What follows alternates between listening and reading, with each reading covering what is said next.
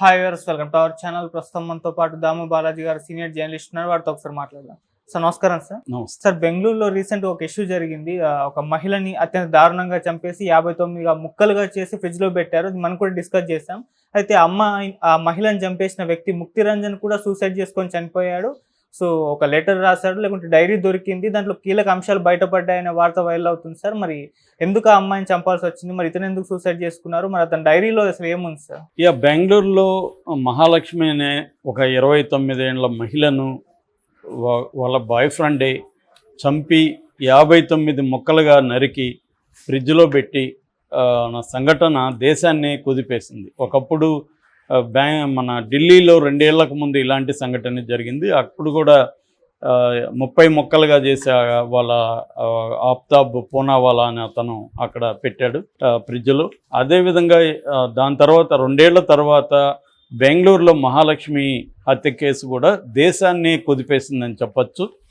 So ఇది September 3న ఇతను చంపాడు. ఇప్పుడు దాని మీద దాదాపు 4-5 బృందాలు ట్రై చేసాయి అతన్ని పట్టుకోవడానికి. ఫైనల్గా అతను పట్టుకోవడానికి ఒరిస్సాకి వెళ్ళేసరికి అతను ఆల్రెడీ ఆత్మహత్య చేసుకొని చనిపోయాడు.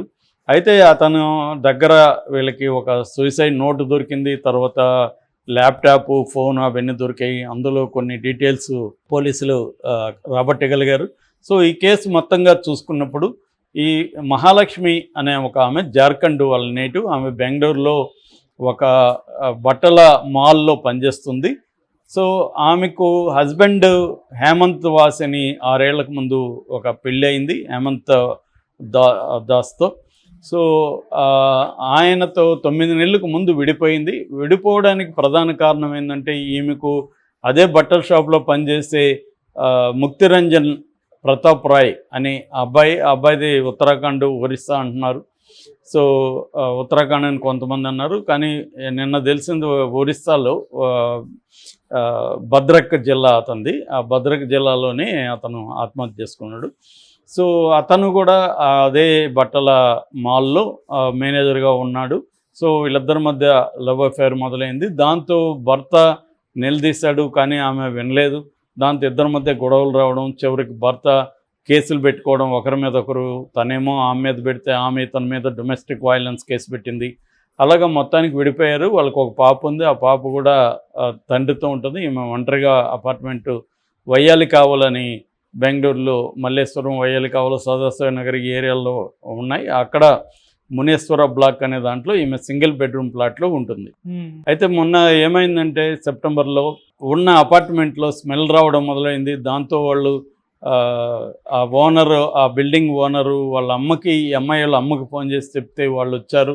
వాళ్ళ సమక్షంలో బిల్డింగ్ వాళ్ళు కొట్టి చూస్తే ఫ్రిడ్జ్లో మొక్కలు కనబడ్డాయి. దాంతో భయపడే వాళ్ళందరూ బయటికి పరిగెత్తారు. దాని తర్వాత పోలీసులు వచ్చారు.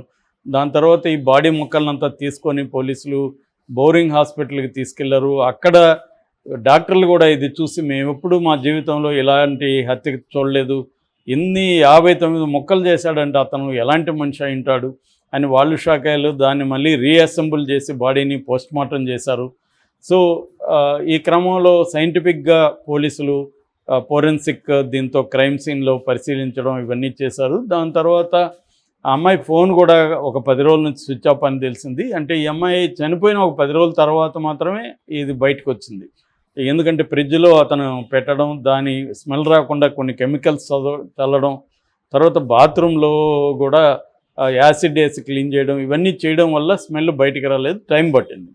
సో ఇతను ఎవరు ఏంది అని విచారించుకున్నప్పుడు వీళ్ళ భర్త హెల్ప్ చేశాడు. ఎందుకంటే గతంలో ఈ అమ్మాయికి ఒక అఫైర్ ఉంది, అతనే ఏమన్నా చేస్తుండొచ్చు అనే యాంగిల్లో చెప్పాడు. దాంతో వాళ్ళు చూస్తే ముక్తిరంజన్ ప్రతాప్ రాయ్ అనే ఒక వ్యక్తి ఈ అమ్మాయితో అఫైర్లో ఉంటున్నాడు. వాళ్ళ బ్రదర్ కూడా ఇక్కడే ఉంటే వాళ్ళ బ్రదర్ను పట్టుకుంటే వాళ్ళ బ్రదర్ ఇన్ఫర్మేషన్ ఇచ్చాడు. సో వీళ్ళ ఒక టీము ఒరిస్సాకి వెళ్ళింది. భద్రక్ జిల్లాలో ఫండి అనే ఒక గ్రామంలో వీళ్ళు వెళ్ళేసరికి అక్కడ అతను ఆత్మహత్య చేసుకున్నాడు. సో వీళ్ళు వాళ్ళ ఇంట్లో వాళ్ళని విచారించారు, అక్కడ వాళ్ళ అమ్మని వాళ్ళ బ్రదర్ని ఊర్లో. వాళ్ళు ఏం చెప్పారంటే ఇతను వచ్చి మా దగ్గరికి వచ్చి కూడా 10 రోజులు అయింది. వచ్చినప్పటి నుంచి అతను టెన్షన్తో ఉన్నాడు, బాధతో ఉన్నాడు. తర్వాత మాకు చెప్పాడు, ఇలాగా నేను ఒక అమ్మాయిని అతి దారుణంగా చంపేశాను, అని చెప్పాడు. మేము ఏం చేయలేక బాధపడుతున్నాం. ఈ లోపల అతను ఒక బైక్ తీసుకొని ల్యాప్టాప్ ఫోను తీసుకొని బయలుదేరాడు. ఆ తర్వాత అతను ఒక శ్మశానంలోకి వెళ్ళి అక్కడ చెట్టు ఉంటే ఆ చెట్టుకి ఉరేసుకొని ఆత్మహత్య చేసుకున్నాడు. ఒక లెటర్ కూడా రాసి పెట్టాడు. ఆ లెటర్లో ఏమున్నాదంటే, నేను ఈమె నా జీవితాన్ని నాశనం చేసేసింది, నన్ను నా కుటుంబాన్ని నాశనం చేసేసింది ఈమె.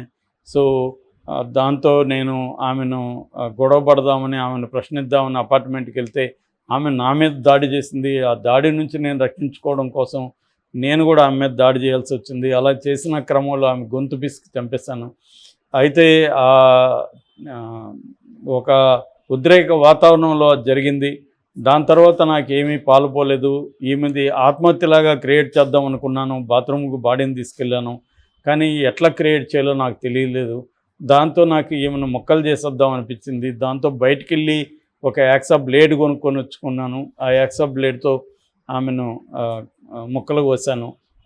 అవి ఫ్రిడ్జ్లో పట్టవని చెప్పి చిన్న చిన్న ముక్కలుగా కోద్దామని చెప్పి నాకు ఏం జరుగుతుందో నాకు కూడా తెలియదు. అలాగా చేశాను. నేను చేసి పెట్టేసినాక కెమికల్స్ అవన్నీ కూడా తీసుకొచ్చాను. యాసిడ్తో బాత్రూంలో కూడా క్లీన్ చేశాను. తర్వాత లాక్ వేసుకొని నేను మా ఊరు వచ్చేసాను అనేది అతను రాసి పెట్టినట్టుగా పోలీసులు చెప్తున్నారు. అంటే ఓవరాల్గా పోలీస్ వర్షన్లో కానీ వీళ్ళ హస్బెండ్ చెప్తున్న దాంట్లో ఏంటంటే, ఈమె 29 ఏళ్ళు, అందంగా ఉంటుంది. సో తన దీంట్లో పనిచేసే వాళ్ళతో అఫైర్ ఏర్పడింది. తను కొద్దిగా యంగ్ వాళ్ళ హస్బెండ్ కంటే. సో అది ఎప్పుడైతే ఏర్పడిందో హస్బెండ్కి ఆ విషయం తెలిసింది. హస్బెండ్తో గొడవైంది. హస్బెండ్తో విడిపోయినాక ఈ అబ్బాయి మీద ఆమె ప్రెజర్ పెట్టడం మొదలుపెట్టింది, అంటే పెళ్లి చేసుకోమని. సో తనకేమో పెళ్లి చేసుకోవాలని లేదు, ఎందుకంటే ఆల్రెడీ బెడ్ ఉంది, భర్తతో విడిపోయింది. తను ఇప్పుడు ఈమెతో అఫైర్ వరకు ఓకే, కానీ పెళ్లి చేసుకోవడానికి ఆ అబ్బాయి రెడీగా లేడు. బట్ ఈమె ప్రెజర్ చేయడం రోజు మొదలుపెట్టింది. ఈ ప్రెజర్తో ఒకరోజు ఇతను కేరళ తీసుకెళ్దామని ఆమెను బైక్లో కేరళ ట్రిప్ ప్లాన్ చేశాడు. అయితే ఆమె కేసు పెట్టేసి చాలామంది అక్కడ ఉన్న అపార్ట్మెంట్లో వాళ్ళందరినీ కూడా ఇతని మీద రెచ్చగొడితే వాళ్ళందరూ ఇతను కొట్టారని, పోలీసులు కూడా ఇతను అరెస్ట్ చేసి తీసుకెళ్ళి కొట్టారని, చివరికి పోలీసులకు లంచం ఇచ్చి అతను బయటకు వచ్చాడని తెలిసింది. దాంతో అతను ఆ అమ్మాయి మీద కక్ష పెంచుకున్నాడు. నన్ను ఇట్లా కొట్టింది, నేను ఆ అమ్మాయితో ప్రేమగా ఉన్నాను, నన్ను ఇట్లా కొట్టించింది అని చెప్పి అతను గొడవపడ్డానికి అపార్ట్మెంట్కి వెళ్ళాడు. అక్కడ మళ్ళీ గొడవపడింది. ఆమె ఇతని మీద దాడి చేసింది. నువ్వు నా జీవితం నాశనం చేసావు, ఆమె నువ్వు చేసావు, ఇతను వీళ్ళిద్దరి మధ్య ఘర్షణ జరిగింది. ఆ ఘర్షణలో నుంచి తను చంపేశాడు. చంపిన తర్వాత ముక్కలు కోసాడు. సో దీన్ని ఇప్పుడు అక్కడ ఉన్న మెడికల్ డిపార్ట్మెంట్లో సైకాలజిస్టులు కూడా ఏంటంటే, ఇతనికి శాడిస్ట్ నేచర్ ఉంది, శాడో మెకిజం అనేది ఒకటి ఉంది ఇతనిలో, అందుకనే ఇంత ముక్కలు కోయగలిగారు. ఈ శాడో మెకిజమో ఉన్న వాళ్ళు ఏం చేస్తారంటే, ఇతరులను బాధపెట్టి ఇతరుల పెయిన్ నుంచి వీళ్ళు ఆనందాన్ని పొందుతారు. ఇతరులకి ఎంత పెయిన్ వస్తే వీళ్ళంత అంత ఆనందం పొందుతారు. ఆ లక్షణం ఇతనిలో ఉంది అని సైకాలజిస్టులు చెప్పారు. అతను కానీ బతుకుంటే కరెక్ట్గా ఇంకొంత అక్యురేట్గా ఇది చేయగలుగుతారు, కానీ అతని చేతిరాత, అతని మాటలు ఇవన్నీ ఫోన్ కాల్స్లో కొన్ని వినడం, మెసేజ్లు అవన్నీ చూసిన తర్వాత, ఈ ముక్కలుగా చేసిన తర్వాత సైకాలజిస్టులు ఇతనికి జబ్బు ఉంది, ఈ జబ్బున్న వాళ్ళు ఇతరులను బాధ పెట్టి ఇది చేస్తారు. ఒక్కోసారి తమ బాధ నుంచి కూడా తాము పెయిన్ నుంచి కూడా ప్లెజర్ పొందుతారు, తమను కూడా చేసుకుంటారు అనేది కూడా వ్యక్తం చేస్తారు. ఏదేమైనా ఈమె తన జీవితాన్ని తన భర్తతో గడపలేకపోవడం, తనకి ఇతరులతో కూడా అఫైర్ కావాలనుకోవడం, అక్కడి నుంచి వచ్చే ఘర్షణల్ని, కాన్ఫ్లిక్ట్ని ఎలా రిజల్యూట్ చేసుకోవాలి, ఎలా దాని నుంచి బయటపడాలో తెలియక ఆ ఘర్షణ వాతావరణంలో నుంచి ఒకరికొకరు కొట్టుకోవడం, ఆ దీంట్లో నుంచి ఇతను ఆల్రెడీ ఫ్రస్ట్రేట్కి గురైనాడు. తన వల్ల ఇతను కూడా బాధలు పడి ఉన్నాడు. ఆ యాంగిల్ నుంచి ఇతను చంపేశాడు. చంపేసిన తర్వాత ఇతని కంట్రోల్లో ఇతను లేడు. ఇతనికి ఆల్రెడీ ఉన్న ఈ మానసిక డిజార్డర్ ఏదైతే ఉందో, మెంటల్ డిజార్డర్, దీనివల్ల అతను ఆమెను ముక్కలు చేసేసాడు. దాని తర్వాత అతనికి కూడా భయం అయ్యి, మనం బతుకున్నాం, మళ్ళీ పోలీసులు తీసుకెళ్తారు, మనకి ఉరిశిక్ష పడుతుందని చెప్పి అతను కూడా ఆత్మహత్య చేసుకున్నట్టుగా. సో ఇది ఒక విషాదంగా ముగిసింది కానీ మనకి అర్థమవుతుంది. ఏదేమైనా దీని నుంచి మనం నేర్చుకోవాల్సింది ఏంటంటే, మనం అఫైర్లు పెట్టుకుంటున్నప్పుడు దాని లాజికల్ ఎండ్ ఎలా ఉంటుంది, దాని ఎలాంటి వరస్ట్ అంటే వరస్ట్ సినేరియో అంటారు మామూలుగా, అంటే వరస్ట్ అవుట్కమ్ సినేరియో.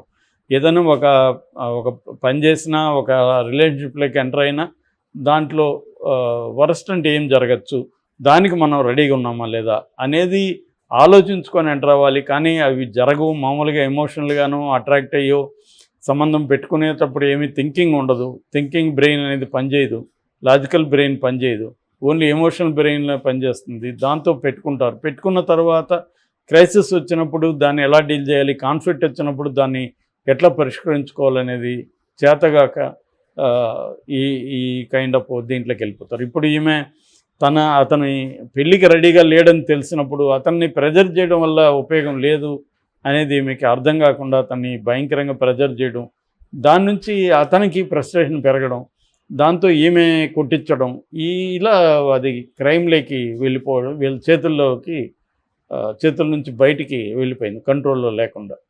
సో దీని నుంచి కనపట్టాలి ఏంటంటే, మనం ఒక రిలేషన్షిప్లోకి ఎంటర్ అవుతున్నప్పుడు థింకింగ్ అనేది కూడా ఇంపార్టెంటు, దానికి రెడీగా ఉండడం ఇంపార్టెంటు. రెండోది కాన్ఫ్లిక్ట్స్ వచ్చినప్పుడు ఎలా చేయాలి, మనకి చేతగానప్పుడు ఫ్రెండ్స్ సలహా తీసుకోవడం, లేదంటే సైకాలజిస్ట్ దగ్గర. ఈమె సైకాలజిస్ట్ దగ్గరికి పోయినా ఈమెకి కొంత